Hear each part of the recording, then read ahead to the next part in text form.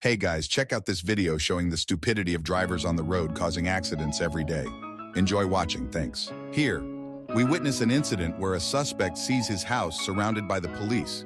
He decides to get into his car and flee from the police. After 10 minutes, the police decide to stop him because he is dangerous. Watch what happens next.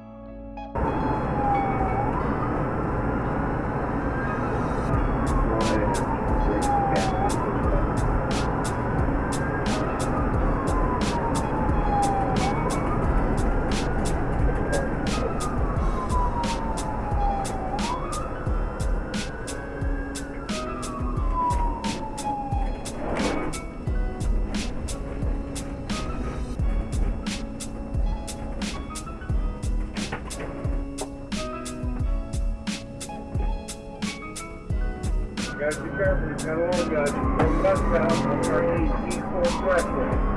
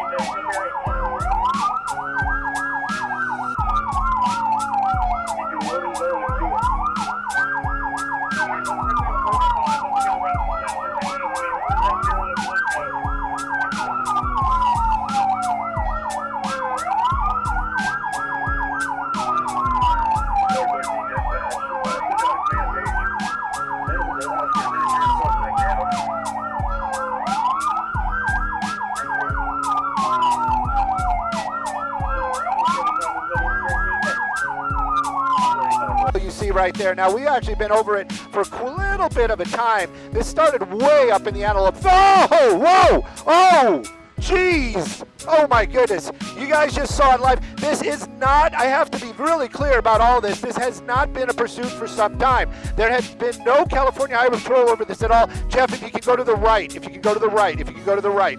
The California Highway Patrol had lost visual on this vehicle a couple of times. And they actually gave them the slip on the 5 freeway southbound where this vehicle got onto the 405 freeway. Hopefully you guys saw that down there, because I can tell you in the ship right now we're having a little bit of technical issues, but you saw that crash happen live out here. And again, I don't think he actually hit anybody, just lost control of the vehicle. Now, California Highway Patrol, they are probably going to be making their way over here in just a bit. We're southbound 405, just south of the Sherman Way exit. We haven't seen anybody get out of that car, but what a crash that was. He lost control, went into that center divider, and hit so hard. Door is opening up right there.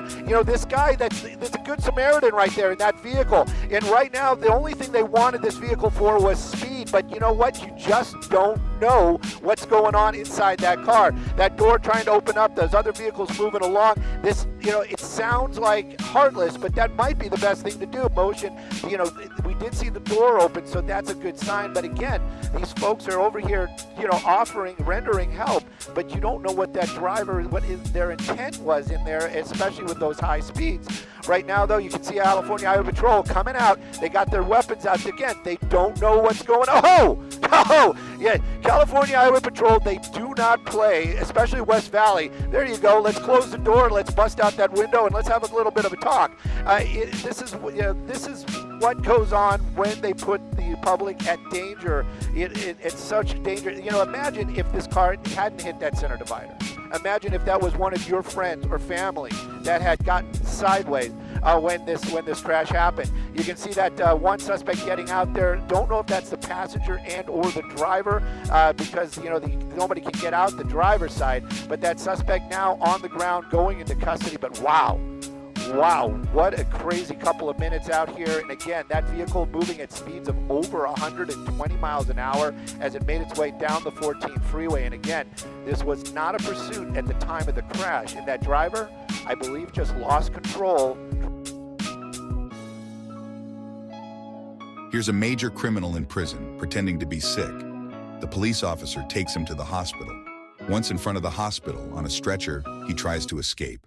He steals a car. After that, he is pursued by the police. At one point, he pretends to be stopped. Then he heads into the bush. He fools the police. He steals another police car that was chasing him. Watch what happens next. Lit him up. The driver immediately started running. Things were working out for a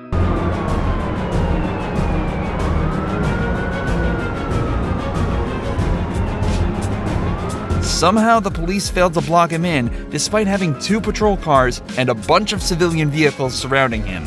So unfortunately, the dangerous chase continued.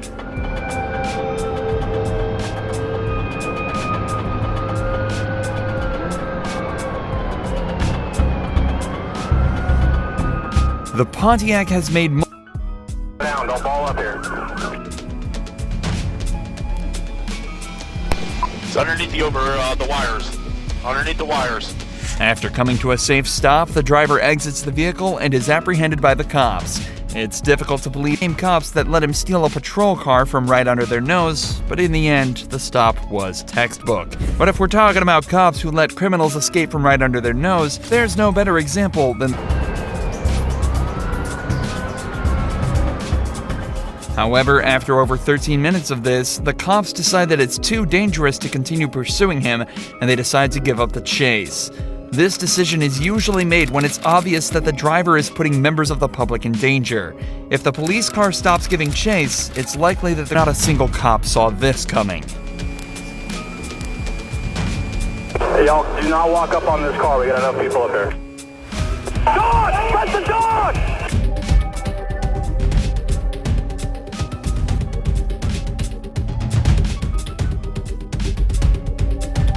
He's on the move again in a Coco K9 Explorer going north on 95. Air 1, follow that car. You got another car. Air 1's got that still northbound. Somehow, the escapee managed to run from the first crashed patrol vehicle and take over another one before putting his foot down, or the driver will risk putting himself in a lot of danger.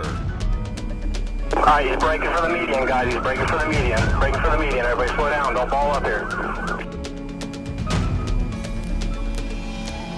It's underneath the wires. Underneath the wires. After coming to a safe stop, the driver exits the vehicle and is apprehended by the cops.